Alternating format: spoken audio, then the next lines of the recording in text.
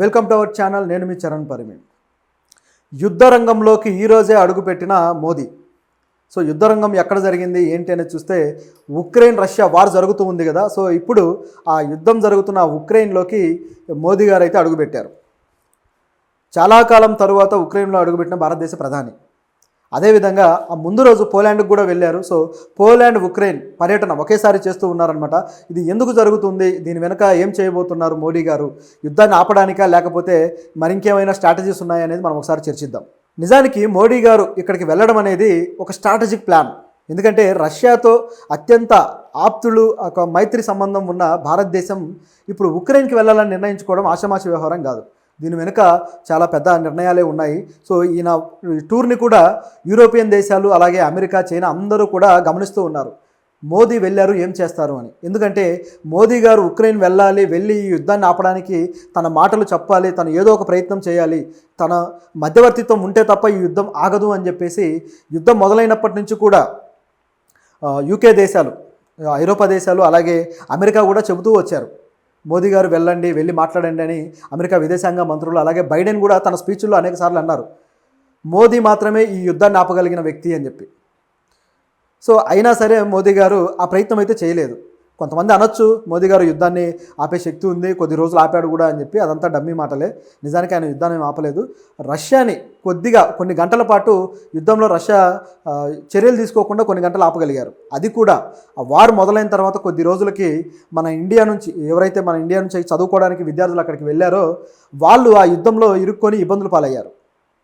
So ఈ టైంలో ఏం జరిగింది, విద్యార్థులు బయటికి రావడానికి అవకాశం లేకుండా పోయింది. అంటే అక్కడ నుంచి రావాలి అంటే ఫ్లైట్స్ అన్నీ ఆగిపోయాయి, ఎక్కడికక్కడ మొత్తం బంద్ అయిపోయిందనమాట. సో ఈ పరిస్థితుల్లో వాళ్ళు ఇక ఉక్రెయిన్లో ఉన్న వాళ్ళ పరిస్థితి అదే, రష్యాలో ఉన్న విద్యార్థుల పరిస్థితి అదే. అయితే యుద్ధం అప్పటికి ఉక్రెయిన్లో జరుగుతుంది, కార్కివ్స్ అనే ప్రాంతంలో జరుగుతుంది కాబట్టి. సో ఆ ప్రాంతంలో ఎక్కువగా దాడులు జరిగి బాంబులు పడ్డం కావచ్చు, అలాగే మిసైల్స్ కావచ్చు, ఆ మిసైల్ సెల్స్ కావచ్చు, ఇవన్నీ కూడా ప్రజల మీద పడి చనిపోతున్న సంఘటనలు జరిగాయి. సో దాంతో మొత్తం కూడా విద్యార్థులు అల్లకల్లోలంగా ఫీల్ అయితే మన గవర్నమెంట్ ఏం చేసిందంటే కొన్ని గంటల పాటు రష్యాని దాడులు చేయకుండా ఆపి, మీరు ఆగండి, మేము మా విద్యార్థులందరినీ కూడా ఎయిర్ లిఫ్ట్ చేస్తాము అని చెప్పారన్నమాట. సో తర్వాత మన ఫ్లైట్స్ అక్కడికి రావడము, తర్వాత అక్కడ మన విద్యార్థులంతా కూడా ఉక్రెయిన్లో చదువుకుంటున్న వాళ్ళు ఎక్కువగా మెడిసిన్ కోసం ఉక్రెయిన్లో చదవడానికి వెళ్తారు. అలాగే రష్యాకి అయితే మెడిసిన్తో పాటు MBA ఇలాంటివి చేయడానికి వెళ్తూ ఉంటారు. సో అక్కడ మెడిసిన్ కొద్దిగా తక్కువలో ఉంటుంది కాబట్టి అక్కడికి వెళ్తారనమాట. సో అక్కడ మెడిసిన్ విద్యార్థులంతా కూడా బయలుదేరి ఇక్కడికి వచ్చేసారు. అది మాత్రమే ఒక సంఘటన. ఆ తర్వాత మళ్ళీ ఈ యుద్ధంలో ఎప్పుడు మన వాళ్ళు ఇన్వాల్వ్ అవ్వలేదు. అయితే మోదీ గారు యుద్ధం జరుగుతున్నప్పుడు పెట్రోల్ రేట్లు రష్యా తగ్గించడంతో ఆ పెట్రోల్ ఎక్కువగా కొనడము, దీని విషయంలో ఐరోపా దేశాలు అలాగే అమెరికా విమర్శలు చేసినా ఏమాత్రం తగ్గలేదు. అయితే ఈ పెట్రోల్ దేశం కోసం అని చెప్పారు కానీ అది దేశం కోసమే వాడలేదు. అదంతా కూడా మళ్ళీ ఆయన మిత్రులు, జిగిరి దోస్తులు, గుజరాత్ దోస్తులకి అప్పచెప్పి వాళ్ళు మళ్ళీ యూకేలో అమ్ముకోవడానికి స్కెచ్ గీశారు. అదంతా వేరే కథ. అయితే ఇక్కడ చూసుకుంటే ఇప్పుడు మళ్ళీ రష్యాతోటి గత 15 రోజుల క్రితమే రష్యా వెళ్ళి కలిసి పుతిన్ గారితో మంచి అనుబంధంతో ఫోటోలు కూడా దిగారు. కొత్తగా ఆయుధ ఒప్పందాలు చేసుకొని వచ్చారు. అయితే సరిగ్గా 2 వారాల తర్వాత మరి ఇటువైపు వెళ్తున్నారు అంటే ఇది పెద్ద విషయమే కదా. పుతిన్ గారితో యుద్ధానికి సంబంధించి ఏదో విషయం మాట్లాడి ఉన్నారు. ఇప్పుడు దాన్ని మళ్ళీ అటువైపు తీసుకువెళ్ళి ఆయన మాట్లాడిన విషయాలకు సంబంధించిన మరిన్ని విషయాలు, అంటే పుతిన్ గారి అభిప్రాయాలు ఏంటి, యుద్ధాన్ని ఆపాలనుకుంటున్నారా, ఒకవేళ ఆపదలుచుకుంటే ఏమేమి డిమాండ్లు ఉన్నాయి, ఇలాంటి విషయాల మీద చర్చించడం కోసం ఉక్రెయిన్ అధ్యక్షుడు జెలెన్స్కీని కన్విన్స్ చేయడం కోసం వెళ్తున్నాడేమో అన్నట్టు కనిపిస్తుంది చూస్తుంటే. అయితే దీనికన్నా ముందు పోలాండ్ వెళ్ళాడు. అసలు పోలాండ్ ఎందుకు వెళ్ళాడంటే ఈ యుద్ధంలో కీలకమైన పాత్ర పోలాండ్దే. ఎందుకంటే పోలాండ్ ముఖ్యంగా ఉక్రెయిన్ ఎప్పుడైతే నాటోలో చేరుతాను అని చెప్పిందో దాంతో రష్యాకి మండి బయలుదేరింది యుద్ధానికి. ఆ యుద్ధం జరుగుతూ ఉండగానే పోలాండ్ కూడా రష్యా రేపో మాపో మా మీదకు కూడా వస్తుంది కదా అని పక్కనే ఉన్న పోలాండ్ భయపడి మేము కూడా నాటోలో చేరుతామన్నారు. సో నాటోలో చేరితే ఇక మాకు సెక్యూరిటీ ఉంటుంది, నాటో దళాలు, ఇప్పుడు అమెరికా ఆధ్వర్యంలో ఉన్న నాటో దళాలు మాకు సెక్యూరిటీ ఇస్తాయి అని చెప్పేసి పోలాండ్ భావించింది. అయితే పోలాండ్ మీద కూడా మేము యాక్షన్ తీసుకుంటాం, జాగ్రత్తగా ఉండండి అని చెప్పేసి పుతిన్ ఆ రోజుల్లోనే చెప్పాడు. సో పోలాండ్ కూడా కొన్ని రకాల ఆయుధాలు ఉక్రెయిన్కి పంపించడం జరిగింది ఆ యుద్ధం బాగా ఉధృతమైన తర్వాత. ఎందుకంటే ఉక్రెయిన్ చిన్న దేశం, రష్యాతో పోరాడేంత శక్తి సామర్థ్యాలు ఉన్న దేశం కాదు.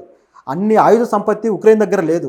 మరి ఇంతకాలం 1.5 సంవత్సరం పాటు యుద్ధం ఎలా జరుగుతుందయ్యా అని చూస్తే అది కేవలం ఈ పోలాండ్ ఇస్తున్న ఆయుధాలు, అలాగే నాటో దళాలు ఇస్తున్న ఆయుధాలు, అదేవిధంగా యూకే నుంచి అమెరికా నుంచి విడిగా వస్తున్న ఆయుధాలు, ఈ విధంగా అనేక రకాల ఆయుధాలు ఇతర దేశాల నుంచి వస్తున్నాయి కాబట్టే జరుగుతుంది. లేకపోతే ఎప్పుడో సమసిపోయేది. నిజానికి దీంట్లో అందరి తప్పు ఉందనుకోండి. రష్యాకు పక్కనే ఉన్న దేశం మేము అమెరికా నుంచి సెక్యూరిటీ కోరుకుంటామంటే అమెరికా ఇక్కడికి వచ్చి రష్యా పక్కలో బల్లెంలా తయారవుతుంది కదా. ఇదంతా ఆలోచించి రష్యా ఈ స్టెప్ తీసుకోవాల్సి వచ్చింది. ఇదేమి సామ్రాజ్యవాద ఉద్యమం కాదు, కానీ ఇది ఈ విధంగా పరిణమించిందనమాట. ఒక రాజకీయంగా అపరిపక్వత చర్య వల్ల ఇది జరిగింది. ఉక్రెయిన్ అధ్యక్షుడు కాస్త నోటుదోల ఉన్న వ్యక్తి ఇలాంటి తొందరపాటు నిర్ణయాలు తీసుకొని ఇక్కడ దాకా తెచ్చుకున్నాడు. వాళ్ళ ప్రజల్ని ప్రమాదంలో పడేశాడు. ఇటువైపు పుతిన్ కూడా అంతే మొండి వ్యక్తి. ఈయనకు కూడా మంచి చెడ్డ చూసుకోకుండా దూకేశాడు. అది దౌత్యంతో సాల్వ్ చేసుకోవాల్సిన విషయాన్ని పెద్ద చేశారనమాట. సో ఇది ఇలా జరిగింది. అయితే మోదీ గారి విషయాన్ని మనం ఒకసారి చూస్తే ఆయన ఫస్ట్ పోలాండ్ వెళ్ళాడు. పోలాండ్ వెళ్ళి ఏం మాట్లాడదలుచుకున్నాడు? నిజానికి పోలాండ్ తోటి మనకు సంబంధాలు మొదలై దాదాపు 70 సంవత్సరాలు అయింది. 70 సంవత్సరాలు కంప్లీట్ అయింది. మన దేశం నుంచి ఒక ప్రధాని పోలాండ్కి వెళ్ళి 45 సంవత్సరాలు అయింది. ఇన్ని సంవత్సరాల తర్వాత మన ప్రధాని వెళ్తున్నారంటే పోలాండ్ వాసులు, అలాగే పోలాండ్ ప్రవాసులు, అంటే పోలాండ్కి వెళ్ళిన మన భారతీయులు, అలాగే పోలాండ్ అధ్యక్షుడు, ప్రధానమంత్రి అందరూ కూడా సంబరపడిపోయారు. ఆయన దిగగానే అధ్యక్షుడు, ప్రధాని ఇద్దరు కూడా రిసీవ్ చేసుకున్నారు. సో మోదీ గారు ఈ యుద్ధాన్ని ఆపగలరు, మేము భారతదేశంతో మరిన్ని వాణిజ్య సంబంధాలు, మరించి సంబంధాలు మెయింటైన్ చేయాలనుకుంటున్నామని చెప్పేసి ప్రధాని ప్రెస్ మీట్లో చెప్పడం జరిగింది. పోలాండ్ అధ్యక్షుడు ఆండ్రెస్ సెబాస్టియన్, పోలాండ్ ప్రధాని డొనాల్డ్ టస్క్, సో వీళ్ళిద్దరూ వార్సాలో ఆయన ఫ్లైట్ నుంచి దిగగానే రిసీవ్ చేసుకున్నారు. సో అక్కడ నుంచి వాళ్ళు ఒక దౌత్య సంబంధాల గురించి అయితే డిస్కషన్ చేశారు. అయితే మనకు వచ్చే ఆలోచన ఏంటంటే పుతిన్ దగ్గర ఏ విషయాలు అయితే డిస్కస్ చేశారో వాటికి సంబంధించిన తన అభిప్రాయాలని మోదీ గారు ఇక్కడ చెప్పినట్టుగా మనకు అనిపిస్తుంది చూస్తుంటే. ఏ విషయము బయటికి రాలేదు, అన్నీ కూడా ఒక కాన్ఫిడెన్షియల్గానే ఉన్నాయి. ఏ విషయాన్ని ఎవరు వెల్లడించలేదు. కాకపోతే ఈ సినారియోని బట్టి చూస్తే, ఒక రాజకీయ పరిణామాలు అంతర్జాతీయంగా ఏ విధంగా ఉన్నాయి, ఈ యుద్ధం విషయాన్ని బట్టి చూస్తే మనకు కనిపించేది ఏంటంటే యుద్ధం ఇక చరమాంకానికి వచ్చింది, దీన్ని ఆపడానికే ఈ దౌత్యం నడుస్తుంది, మోదీ గారు దానికోసమే వెళ్ళారనేది చాలా క్లియర్గా కనిపిస్తుంది. సో దీనికి స్కెచ్ గీసింది అయితే పుతినే, దానికి డౌట్ ఏమీ లేదు. సో ఎందుకంటే ఇక పుతిన్ తన పరిధి దాటాడు అంటే ఇక ఏకంగా మారణాయుధాలు పూర్తి స్థాయిలో ఈ న్యూక్లియర్ బాంబ్స్ వేయడం తప్ప వేరే మార్గం ఉండదు. సో ఆ స్థాయికి తెచ్చుకోకుండా ఆపడానికి ఏదో ప్రయత్నం జరుగుతున్నట్టుంది. సో పోలాండ్ తోటి చర్చించిన తర్వాత ఈరోజు ఉక్రెయిన్కి వచ్చాడు.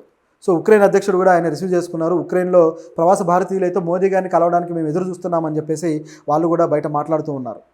సో వాళ్ళని కలవడానికి కూడా ఒక చిన్న ఈవెంట్ అయితే ఏర్పాటు చేయడం జరిగింది. సో ఉక్రెయిన్లో ఇప్పుడు కలిసి ఏం మాట్లాడతారనేది చూస్తే ఉక్రెయిన్ అధ్యక్షుడు కొన్ని ప్రతిపాదనలు అయితే పెట్టున్నారు.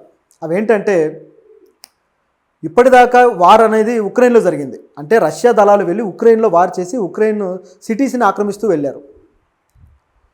అయితే ఉక్రెయిన్ నుంచి వీళ్ళు ఏం చేశారు, అనేక మిసైల్స్ సంధించి రష్యాలో ముఖ్యంగా రష్యా నది ఏదైతే ఉందో మాస్కో నది మీద ఉన్న వంతెనను కూల్చేయడానికి ప్రయత్నించారు. అది కూల్చేశారు కూడా. ఆ తర్వాత రష్యాలో ఉన్న కర్క్స్ అనే ఒక నగరాన్ని వీళ్ళు ఆక్రమించుకున్నారు. దాదాపు 90% భూమిని అక్కడ ఆక్రమించేసుకున్నారు. సో ఇక్కడ నుంచి వీళ్ళు వారు రష్యా భూభాగంలోకి తీసుకువచ్చి అక్కడ నుంచి కొనసాగిస్తూ ఉన్నారు. అంటే ఇక్కడ ఏ దాడి జరిగినా, ఏం జరిగినా వినాశనం జరిగేది మాత్రం రష్యా ప్రజలకే. ఉక్రెయిన్కి సంబంధించి సైనికులు మాత్రమే చనిపోతారు. ఇక్కడ రష్యాలో సైనికులతో పాటు సామాన్య ప్రజలు చనిపోతారు. అలాగే అక్కడ భవనాలు ధ్వంసమవుతాయి, మౌలిక సదుపాయాలన్నీ కూడా పాడైపోతాయి. ఇలాంటి పరిస్థితి క్రియేట్ చేయడం కోసం ఉక్రెయిన్ మంచి స్కెచ్ గీసి ఇక్కడికి వచ్చారు.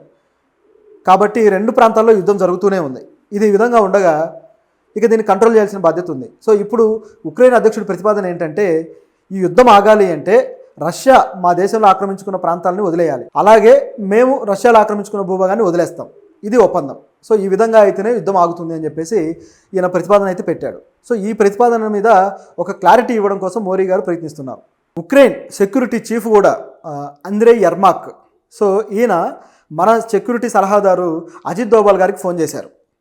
అంటే మోదీ గారు ఉక్రెయిన్ వెళ్ళకముందే అజిత్ దోవల్ గారికి ఫోన్ చేసి ఆయన మాట్లాడారు. ఏమన్నారంటే ఈ యుద్ధాన్ని ఆపడానికి మోదీ గారు ఏమైనా చర్యలు తీసుకుంటే బాగుంటుంది అని చెప్పేసి అన్నారనమాట. సో శాంతి కోసం మోదీ గారు తన సందేశాన్ని ఇచ్చి శాంతి కోసం ఆయన ప్రయత్నాలు ఏమైనా చేస్తే చాలా బాగుంటుందని కోరుకున్నారు. అంటే ఉక్రెయిన్ ఈ యుద్ధం ఆగిపోవాలని చాలా బలంగా కోరుకుంటుంది. రష్యా మీద గెలవాలనో లేకపోతే రష్యా మీద పెత్తనం చేయాలని కోరుకోవట్లేదు. ఎందుకంటే తన శక్తి సామర్థ్యాలు తనకు తెలుసు.